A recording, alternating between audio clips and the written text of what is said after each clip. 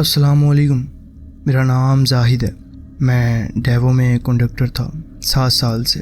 Peshawar to Lahore root, रोज़ वही सफ़र, रोज़ वही चेहरे, लोग आते जाते। कंडक्टर का नाम सिंपल लगता है बाहर से, टिकट लो, सीट बताओ, लगेज संभालो। लेकिन जो लोग इस काम में हैं वो जानते हैं रात की बस में कंडक्टर अकेला होता है। एक्चुअली ड्राइवर आगे होता है, पैसेंजर सोते हैं और तुम बीच में होते हो, अंधेरी बस में रात के रास्ते पे। 7 सालों में बहुत कुछ देखा है मैंने। लोगों को रोते देखा है, लोगों को मरते देखा है। लेकिन जो मैं आज बताने जा रहा हूँ वो 7 सालों में एक बार हुआ है, और एक बार ही काफ़ी है। नवंबर 2018, रात की बस थी। पेशावर से 10 बजे चलती थी, लाहौर सुबह 7 बजे तक पहुँचा देती थी। ड्राइवर था उस्ताद बशीर, 15 साल का तजुर्बा, इस रूट का हर मोड़ जानता था। आंखें बंद करके जैसे गाड़ी चलवा लो उससे। मैं कंडक्टर था, उस्ताद बशीर ड्राइवर का। बस में उस रात 31 पैसेंजर्स थे, 40 सीटें थीं, 9 खाली थी। सीट नंबर 9 खाली थी। पेशावर से निकले, रात का सफ़र शुरू हुआ। पहले घंटे नॉर्मल गुजरे। नौशेरा क्रॉस किया, अटक ब्रिज आया, ऐसे ही कई इलाके पीछे गुजरे। रात का अंधेरा था, हाईवे पर ट्रैफिक कम थी, बस चल रही थी। मैंने टिकट चेक किए, सबको सीट्स कंफर्म की, सामान ऊपर रखा, सब रूटीन वाइज। अटक के बाद रास्ता थोड़ा अजीब होता है, पहाड़ ख़त्म होते हैं, मैदान शुरू होता है, लेकिन बीच का हिस्सा सुनसान होता है। एक लंबा स्ट्रेच जहाँ कोई कस्बा नहीं है, कोई रोशनी नहीं है, सिर्फ हाईवे और अंधेरा। रेगुलर ट्रैवलर्स जानते हैं इस हिस्से में नींद जल्दी नहीं आती। रात के करीब 12:30 एक छोटा सा स्टॉप था हाईवे पे, जहाँ कभी कभी लोग होते हैं, लोकल सवारियाँ। ऑफिशियल स्टॉप नहीं था, लेकिन उस्ताद बशीर हमेशा वहाँ रुक जाता था अगर कोई होता था, आदत थी उसकी। उस रात वहाँ एक आदमी था। उस्ताद बशीर ने बस रोकी, मैंने दरवाज़ा खोला, आदमी चढ़ा। उम्र तकरीबन 45 से 50 के करीब थी। ग्रे शलवार कमीज़, सर पे टोपी, हाथ में कोई सामान नहीं। सीधा अंदर आया, मुझे देखा और कुछ नहीं बोला। मैंने कहा, भाई कहाँ जाना है? उसने कहा, लाहौर। मैंने कहा, टिकट के पैसे? उसने जेब में हाथ डाला, पैसे निकाले, दिए। मैंने टिकट दी, उसने टिकट लिए, सीधा अंदर गया। मैंने सोचा कि इसको कौन सी सीट पे बिठाऊं। 9 नंबर सीट खाली थी, वो सीधा सीट नंबर 9 पे बैठ गया जाके। बस चली, मैं अपना काम करता रहा, आगे पीछे घूमना, देखना सब ठीक है या नहीं। रात के करीब 1 बजे एक बार सीट नंबर 9 के पास से गुजरा। वो आदमी बैठा था, आंखें बंद थीं और सर थोड़ा झुका हुआ था, सो रहा था नॉर्मल। रात के 2 बजे एक पैसेंजर ने मुझे बुलाया, सीट नंबर 15 वाला। कहा, पानी चाहिए। मैंने पानी दिया, वापस आने लगा, सीट नंबर 9 के पास से गुजरा और अब वो सीट खाली थी। मैंने सोचा वॉशरूम गया होगा, बस में पीछे वॉशरूम था। मैंने वहाँ देखा, दरवाज़ा खुला था, अंदर कोई नहीं था। मैंने पूरी बस देखी, एक एक सीट, हर कोई अपनी जगह पे था। 31 पैसेंजर, सब वहीं। सीट नंबर 9 खाली थी। 32वां बंदा जो एक स्टॉप के पास से चढ़ा था, वो अब बस में नहीं था। मैंने उस्ताद बशीर को इंटरकॉम पे कॉल की, कहा, आगे से मत रुको, सीधा चलो, मुझे कुछ चेक करना है। उसने कहा, ठीक है। मैंने पूरी बस दोबारा देखी, सीट के नीचे देखा, ऊपर देखा, लगेज एरिया देखा, वॉशरूम देखा। वो आदमी नहीं था बस में। चलती बस में हाईवे पे रात के 2 बजे वो गायब था। मैं आया, सीट नंबर 9 पे हाथ रखा। सीट नॉर्मल थी, ठंडी थी, जैसे कोई घंटे से ना बैठा हो उस पर, लेकिन टिकट थी मेरे हाथ में। उसने ली थी, मैंने दी थी, वही थी सीट नंबर 9 लाहौर। मैंने पॉकेट चेक की, पैसे भी थे जो उसने दिए थे, असली पैसे रियल हाथ में थे। मैंने उस्ताद बशीर को पीछे बुलाया, एक स्टॉप पे, 5 मिनट का ब्रेक। उसे सब बताया मैंने। उसने सुना, सिगरेट जलाई और पहले तो कुछ नहीं बोला, लेकिन बाद में बोला कि जाहिद कितने थे पैसेंजर जब उस एरिया से निकले थे? मैंने कहा 31। उसने कहा, और टिकट कितनी बेची थी पेशावर में? मैंने रिकॉर्ड देखा, 31। उसने कहा, तो वो 32वां कहाँ से आया? ये सुन के हमारे दरमियान खामोशी थी। उस्ताद बशीर ने सिगरेट ज़मीन पे मारी, बोला पहले भी सुना है ऐसा, इस रूट पे लोग कहते हैं रात को इस हाईवे पे कभी कभी कोई चढ़ जाता है अननोन। नॉर्मल लगता है, टिकट लेता है, बैठा रहता है, फिर नहीं होता। मैंने कहा आपने खुद देखा है? उसने कहा नहीं, सुना था बस, अब देख लिया। बस में वापस गए और बस स्टार्ट करके आगे चल दिए। रात के करीब 3:15 पे मुझे सीट नंबर 9 पे कुछ दिखा। मैं पीछे से आगे आ रहा था। अंधेरी बस थी, सिर्फ नीचे वाली डिम लाइट्स थी। सीट नंबर 9 के पास से गुजरा और 1 सेकंड के लिए, बिल्कुल 1 सेकंड के लिए वो वहाँ था। वही आदमी बैठा हुआ था, आंखें बंद, सर झुका हुआ, बिल्कुल वैसे जैसे 1 बजे के करीब वहाँ बैठा हुआ था वो। मैं रुक गया, सीधा देखा, लेकिन अब वो सीट खाली थी। आंखों का धोखा था, यही कहना चाहिए था मुझे अपने आप को। लेकिन जो 1 सेकंड के लिए दिखा था वो इतना क्लियर था कि आंखों का धोखा कहना मुश्किल था। मैं आगे बढ़ने लगा। फिर पीछे से सीट नंबर 9 की तरफ से एक धीमी सी आवाज़ आई, लेकिन जैसे लगा किसी ने कहा हो शुक्रिया। मैंने पीछे नहीं देखा, सीधा आगे गया, ड्राइवर के पास बैठा। पूरी रात वहाँ बैठा रहा। लाहौर जीटी रोड पे आए। सुबह की रोशनी थी, शहर शुरू हो गया था। मुझे चैन आया। शहर की रोशनी, ट्रैफिक, लोग, ये सब देख के अंदर कुछ हल्का हुआ। लाहौर बस स्टैंड पे बस रोकी, पैसेंजर उतरने लगे। मैं दरवाजे पे खड़ा था, एक एक को जाते हुए देखा। 31 लोग उतरे। सीट नंबर 9 से कोई नहीं उतरा, खाली थी वो सीट। सब निकल गए। मैंने पूरी बस एक बार दोबारा देखी, लेकिन बस खाली थी। सीट नंबर 9 पे गया, हाथ रखा, गर्म थी, बिल्कुल वैसे जैसे कोई अभी अभी बैठा था और अभी अभी उठ के चला गया हो। उस्ताद बशीर ने मुझे बाद में एक बात बताई। वो आदमी जो चढ़ा था उस स्टॉप के बाद, उस्ताद बशीर ने मिरर में देखा था जब चढ़ा था। कहा चेहरा देखा था मैंने उसका, नॉर्मल चेहरा, नॉर्मल आदमी।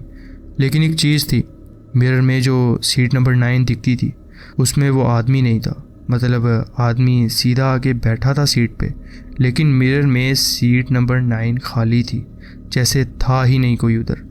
उस्ताद बशीर ने मुझे उस वक्त नहीं बताया, बाद में बताई थी ये बात। कहा उस वक्त बता के तुम्हें डराना नहीं चाहता था, रात भर काम करना था तुमने। लाहौर स्टैंड पे बस खाली हो गई। मैं बाहर आया, चाय ली, बैठ गया। हाथ थोड़े कांप रहे थे मेरे, चाय पकड़ी हुई थी, प्याली हिलती दिख रही थी हाथों में। उस्ताद बशीर मेरे पास आए, बैठ गए, चाय पी, कुछ नहीं बोला। दोनों चुप रहे। क्या कहते, जो हुआ था वो एक दूसरे को बताने से भूल थोड़ी ना जाते हम। थोड़ी देर बाद एक और चीज़ हुई। लाहौर स्टैंड पे जो पैसेंजर उतरे थे उनमें से एक आदमी वापस आया, सीट नंबर 22 वाला। मैंने पहचाना, टिकट याद थी उसकी। उम्रदराज आदमी था, सफ़ेद दाढ़ी, पेशावर से था। लाहौर अपने बेटे के पास आया था। वो सीधा मेरे पास आया, खड़ा हुआ और मुझे देखा। कहा बेटा एक बात पूछनी थी। मैंने कहा पूछो। उसने कहा वो आदमी जो उस स्टॉप के बाद चढ़ा था, सीट नंबर 9 पे बैठा था, तुम जानते हो वो कौन था? मैंने कहा नहीं। उसने कहा मैं जानता हूँ। मैंने सीधा उसकी तरफ देखा। वो बैठ गया मेरे पास, धीरे से बोला मैं इस रोड पे पिछले 30 साल से सफ़र कर रहा हूँ। हर महीने पेशावर जाता हूँ बेटे के पास। ये रास्ता मुझे हाथ की लकीरों की तरह पता है। फिर बोला उस स्टॉप के बाद जो स्टॉप है जहाँ वो चढ़ा था, वहाँ 3 साल पहले एक एक्सीडेंट हुआ था। रात का वक्त था, एक आदमी था, लोकल बंदा, लाहौर जा रहा था, किसी बस का इंतज़ार कर रहा था हाईवे पे। एक तेज़ गाड़ी आई, अंधेरे में नहीं देखा उसने उसको और वो नहीं रुकी। तब से लोग कहते हैं कि उस स्टॉप पे कभी कभी कुछ होता है जो रात को बस में चढ़ता है, हाथ उठाता है, कोई रुक जाए तो चढ़ जाता है बस पे, कोई ना रुके तो कुछ नहीं होता। मैंने कहा और अगर चढ़ जाए? उसने कहा लाहौर तक जाता है। वो जाना चाहता था लाहौर, वो जा नहीं सका, अब भी जाना चाहता है। मैंने उसके जाने के बाद उस्ताद बशीर को सब बताया। उसने सुना, सिगरेट जलाई, दूर तक हाईवे देखता रहा। फिर बोला जाहिद एक बात बताता हूँ, जब वो चढ़ा था, जब मैंने ब्रेक लगाई थी, बस रोकी थी, मैंने बाहर देखा था, वो हाथ उठा के खड़ा हुआ था। मैंने सोचा लोकल सवारी है, रोक लिया इसलिए। मैंने कहा और? उसने कहा जब वो सीधा दरवाजे की तरफ आया, चढ़ा, उस वक्त हेडलाइट्स में उसकी शैडो ज़मीन पे थी। Normal shadow. लेकिन जब वो अंदर आ गया था, दरवाजे से गुजरा, शैडो नहीं गई अंदर, बाहर रही, सीधा वहीं रही वो ज़मीन पे, जैसे वो अंदर आया ही ना हो बस के। शैडो बाहर रही, बंदा अंदर आ गया, दोनों अलग हो गए जैसे। उस दिन घर आया, लेट गया, नींद नहीं आई, आंखें बंद करता रहा और सीट नंबर 9 के बारे में सोचता रहा। वो आदमी बैठा हुआ, आंखें बंद, सर झुका। शाम को बीवी ने मुझसे पूछा क्या हुआ। मैंने कहा कुछ नहीं, बस थका हुआ हूँ। उसने कुछ नहीं कहा, खाना रखा और वो भी चुप रही।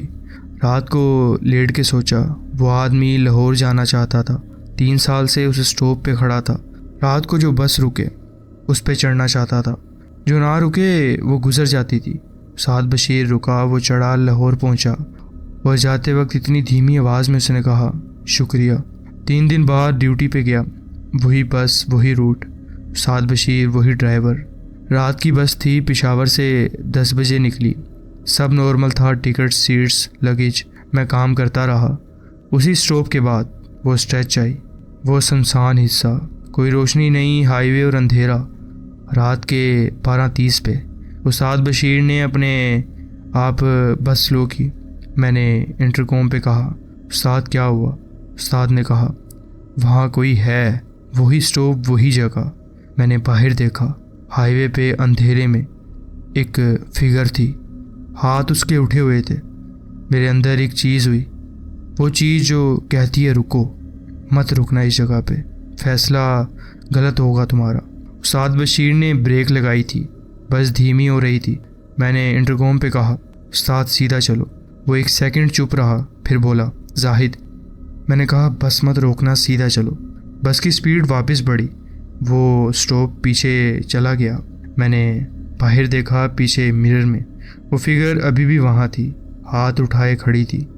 फिर अंधेरा आ गया और वो दिखना बंद हो गई। लाहौर पहुँचे, सुबह पैसेंजर उतरे। मैं दरवाजे पे खड़ा था, सब निकल गए। सीट नंबर 9 खाली थी। इस बार कोई नहीं चढ़ा था। सीट नंबर 9 पूरी रात खाली रही। लेकिन जब मैंने सीट नंबर 9 पे हाथ रखा, सुबह लाहौर में धूप थी, लोग थे, सीट ठंडी थी, बिल्कुल ठंडी। बाकी सब सीट नॉर्मल थी, थोड़ी गर्मी थी, रात भर लोग बैठे रहे थे। ये सीट ठंडी थी, उसका टेम्परेचर सही था, जैसे कोई बैठा ही ना हो। उस्ताद बशीर से बाद में पूछा उस्ताद उस रात जब मैंने कहा सीधा चलो, आपने क्यों माना, आप रुक सकते थे। उसने कहा तुम कंडक्टर हो, पैसेंजर तुम्हारी जिम्मेदारी हैं, तुमने कहा नहीं रुकना, मतलब तुम्हारा अंदाज़ा था कुछ। मेरा अंदाज़ा ये था कि वो बंदा जा चुका है, पहुंच गया था लाहौर, दूसरा नहीं होगा वहाँ, ये कोई और होगा। बशीर ने मुझे देखा और कहा कोई और। मैंने कहा इस रूट पे सिर्फ एक स्टॉप नहीं है, सिर्फ एक बंदा नहीं मरा वहाँ, वो बंदा लाहौर पहुँच गया, वो ठीक है। बशीर ने हाथ उठाया, बस आगे मत बोलना। चुप हो गया, हम दोनों चुप हो गए। 6 महीने बाद मैंने ये जॉब छोड़ दी।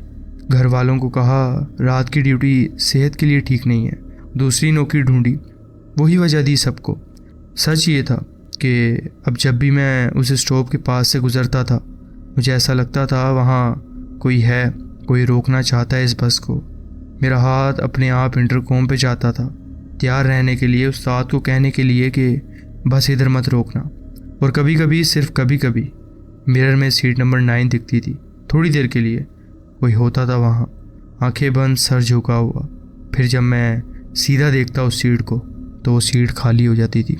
मुझे नहीं पता वो आदमी सच में लाहौर पहुँचा या नहीं, मतलब वो जाना चाहता था, वो गया, लेकिन कहाँ गया आखिरकार। वो बस से तो नहीं उतरा, लाहौर स्टैंड पे तो नहीं था।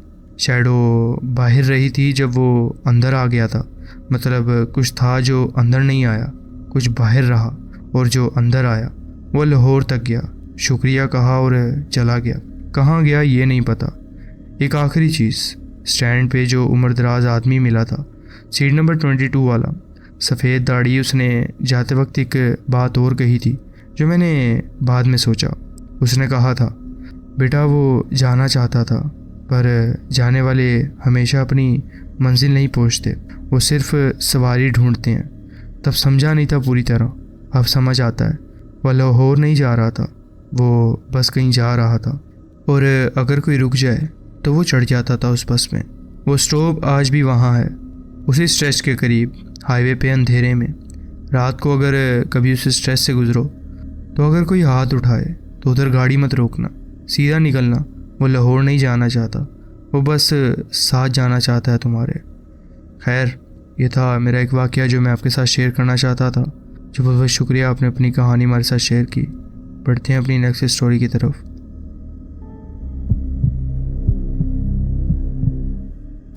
अस्सलाम वालेकुम। मेरे वालिद जो कि नाइट ड्यूटी करते थे, अक्सर सुबह 3 या 4 बजे के करीब घर लौटते थे। उनका काम देर तक रहता था, इसलिए जब वो वापस आते तो सड़कें बिल्कुल सुनसान होती थीं। वो अपनी गाड़ी से ऑफिस जाते, मगर हमारे फ्लैट्स के ब्लॉक पर गाड़ी खड़ी करने के बजाय वो उसे मेरे दादा दादी के घर छोड़ देते, जो कि सिर्फ कुछ ही कदमों की दूरी पर है हमारे घर से। दादा दादी के और हमारे घर के दरमियान एक कब्रिस्तान था। बचपन में मुझे याद है कि मैं चंद मरतबा उसके पास से गुजरा था। एक दिन जब उस कब्रिस्तान का दरवाज़ा थोड़ा खुला हुआ था तो मेरी शरारत कह लें आप, मैं अंदर चला गया। रात काफ़ी थी। लोहे का वो पुराना दरवाज़ा जो कि खोलते और बंद करते वक्त आवाज़ करता था। अंदर एक तंग सी राह थी और जिसके साइड पर कुछ कब्रें भी थीं। कब्रों की कतार इतनी गहरी थी कि बीच से गुजरना एक दबाव जैसा महसूस करवा सकता था उस वक्त। दिन में तो ये जगह इतनी खौफनाक नहीं लगती थी, मगर रात को सब कुछ बिल्कुल मुख्तलिफ था। अंधेरे में वो सुकून, और ऐसा लगता था कि साए खुद तुम्हें घूर रहे हों। खैर, मैं आप सबके साथ मेरे वालिद की कहानी शेयर करता हूँ जो उनके साथ हुई। एक रात लंबी शिफ्ट के बाद मेरे वालिद गाड़ी चलाकर घर आ रहे थे। उन्होंने गाड़ी दादा दादी के घर के पास पार्क की। मेरे वालिद जो कि कभी कभार सिगरेट पी लिया करते थे, उस रात उन्हें आते हुए सिगरेट पीने की तलब हुई। कहते हैं कि जैसे कभी कभी दिल में सिर्फ एक चीज़ अटक जाती कि बिना जैसे उसे पाए तसल्ली नहीं होती, कुछ इस टाइप ही। उन्होंने कुछ दुकानों पर जाकर देखा, मगर सब बंद हो चुकी थी उस वक्त। फिर याद आया कि कब्रिस्तान के पास एक पुरानी नाई के दुकान के साथ एक दुकान है जो कि अक्सर इस वक्त खुली हुई होती है। सुबह के 3 बज रहे थे और सड़क बिल्कुल खाली थी, सिर्फ उनके कदमों की आवाज़ थी।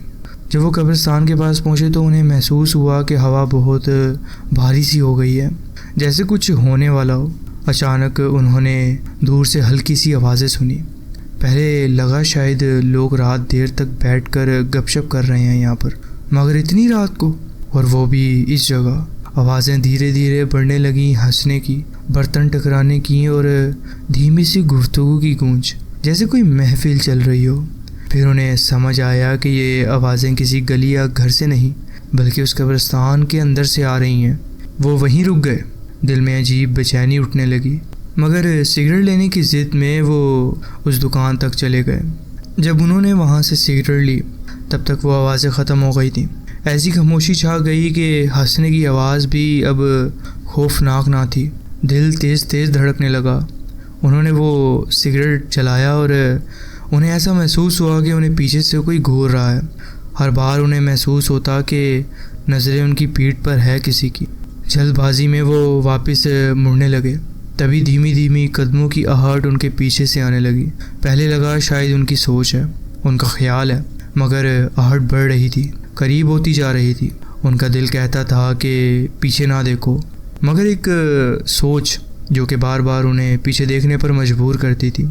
आंख उठाई तो कब्र के दरमियान एक लंबा सा साया खामोश खड़ा था, बिल्कुल सीधा उनकी तरफ देख रहा था। वो वालिद साहब कहते हैं कि मैं तो उस वक्त पूरा कांपने लग गया था। भागना चाहता था, मगर पाँव जैसे बोझ से बन गए हों और वज़नी हो गए हों।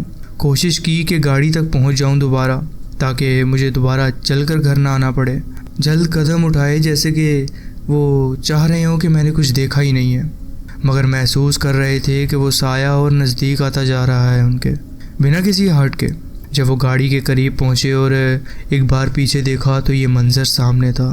कब्रिस्तान के दरवाजे पर एक इंसान सा खड़ा था। चेहरा सफ़ेद, आंखें सूनी और ठंडी सी नज़र उन पर जमाई हुई थी।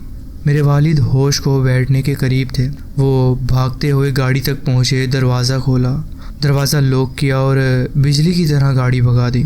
बाद में मुझे उन्होंने ये भी बताया कि मैं उस वक्त इतना ज़्यादा खौफज़दा था कि शुक्र है कि मेरा एक्सीडेंट नहीं हो गया। आज तक वो उस रात के बाद कब्रिस्तान से पैदल गुजरने की हिम्मत नहीं करते रात के वक्त। हर दफ़ा जब हम गाड़ी में वहाँ से गुजरते हैं तो वो ये वाक़या याद करके हिल जाते हैं। उन्हें यकीन है जो उन्होंने देखा वो शायद इंसान था, रूह नहीं। और उनके लिए ये बात और ज़्यादा खौफनाक है कि कोई इंसान कब्र के दरमियान रात को हंस रहा हो, आवाज़ें निकाल रहा हो और सिर्फ आपको घूर रहा हो। न जाने वो क्या था, लेकिन मेरे वालिद को ये वाक़या नहीं भूलता और वो अक्सर हमें ये वाक़या दोबारा सुनाते भी रहते हैं। ये था मेरा एक वाक़या जो मैं आपके साथ शेयर करना चाहता था।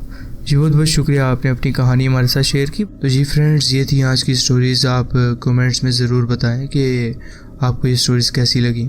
अगर आपको ये स्टोरीज़ अच्छी लगी हो तो वीडियो को ज़रूर लाइक कीजिए और चैनल को ज़रूर सब्सक्राइब कीजिए और बेल आइकन को ज़रूर प्रेस कर लीजिए ताकि आगे आने वाली कहानियाँ वीडियोज़ आपसे मिस ना हो। अपना ख्याल रखें और मिलते हैं नेक्स्ट वीडियो में। अल्लाह हाफिज़।